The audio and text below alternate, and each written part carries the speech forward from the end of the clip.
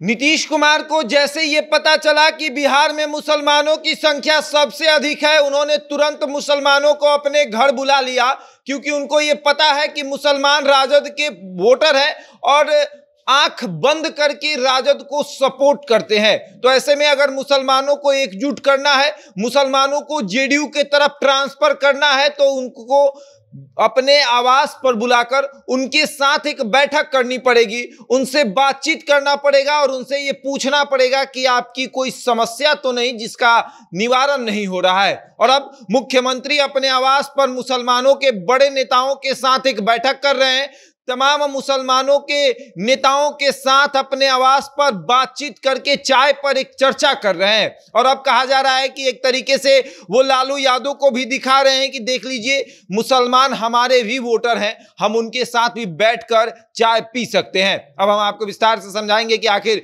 मुसलमानों पर सबकी निगाहें इतनी क्यों टिकी हुई है। लेकिन उसके पहले नमस्कार, मेरा नाम शशांक पांडे, आप जनता जंक्शन पर मुझे देख रहे हैं। कैमरे के पीछे विशाल खड़े हैं और जाति आधारित जनगणना होता है और उसके बाद पता चलता है कि बिहार में मुसलमानों की संख्या लगभग 18% है। तब नीतीश कुमार को यह एहसास होता है कि अब इनको बुलाना पड़ेगा, इनके साथ चाय पीना पड़ेगा, नहीं तो फिर बिहार में असुद्दीन ओवैसी की एंट्री हो जाएगी।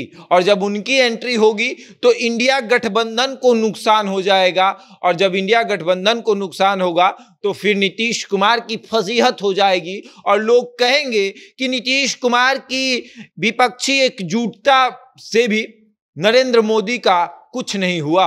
और अब नीतीश कुमार तमाम मुसलमान नेताओं के साथ अपने आवास के अंदर एक बैठक कर रहे हैं। आवास के बाहर एक भीड़ इकट्ठा हुआ है, जो भीड़ मुसलमानों का है। जो मुसलमान है वो कह रहे हैं कि हमारी संख्या अधिक है, और इसके लिए नीतीश कुमार का तहे दिल से धन्यवाद कि उन्होंने जाति आधारित जनगणना के साथ छेड़छाड़ नहीं की। जो सही रिपोर्ट है वो जनता के सामने रख दिया। और हम तो लगातार कहते आ रहे हैं कि हमारी संख्या अधिक है लेकिन हमें दबाया जा रहा है। और अब नीतीश कुमार को यह एहसास हुआ है कि हमारी संख्या अधिक है लेकिन राजनीतिक भागीदारी हमारी कम है, इसीलिए वो बैठक बुलाकर हो सकता है कि राजनीतिक भागीदारी की बात करेंगे। लेकिन नीतीश कुमार तो ये बैठक इसलिए बुला रहे हैं कि 2024 में जो लोकसभा का चुनाव हो रहा है उसमें अगर असुद्दीन ओवैसी की नजर बिहार के मुसलमानों पर पड़ गई कि बिहार में मुसलमानों की संख्या अधिक है, तो फिर बिहार में उनकी एंट्री होगी और 2020 वाला काम हो जाएगा। 2020 में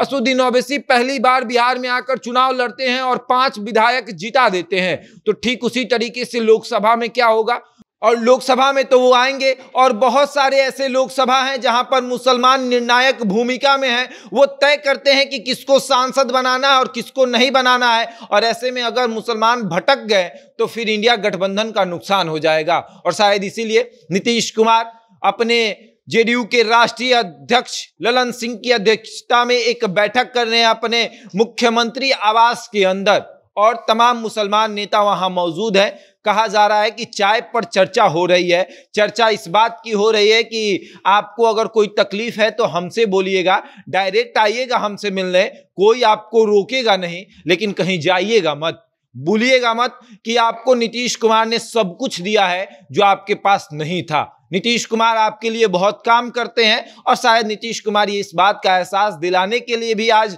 अपने आवास पर बुलाए हैं मुसलमानों को कि आपके लिए हमने बहुत कुछ किया है, हमको मत भूलिएगा। जैसे चुनावी मंच पर नीतीश कुमार कहते हैं कि हमने तो क्या नहीं किया है, भूल गए 2005 से पहले क्या था, कुछ नहीं था, और 2005 के बाद देख लीजिए बिहार में क्या है, सब कुछ है। तो शायद नीतीश कुमार मुसलमानों को यही याद दिलाने के लिए बुलाए हैं कि याद रखिएगा, हमने आपके लिए बहुत कुछ किया है। अब देखिए आगे क्या होता है। बहरहाल अब मुसलमानों के साथ एक बैठक चल रही है। बाहर में मुसलमान नारा लगा रहे हैं कि देश का प्रधानमंत्री कैसा हो, नीतीश कुमार जैसा हो। अब ये नारा 2024 तक रहेगा या फिर नारा बदल जाएगा कि देश का प्रधानमंत्री कैसा हो, असुद्दीन ओवैसी जैसा हो। अब देखिए आगे क्या होता है। बहरहाल इस खबर में इतना ही। बने रहे हमारे साथ और देखते रहें जनता जंक्शन।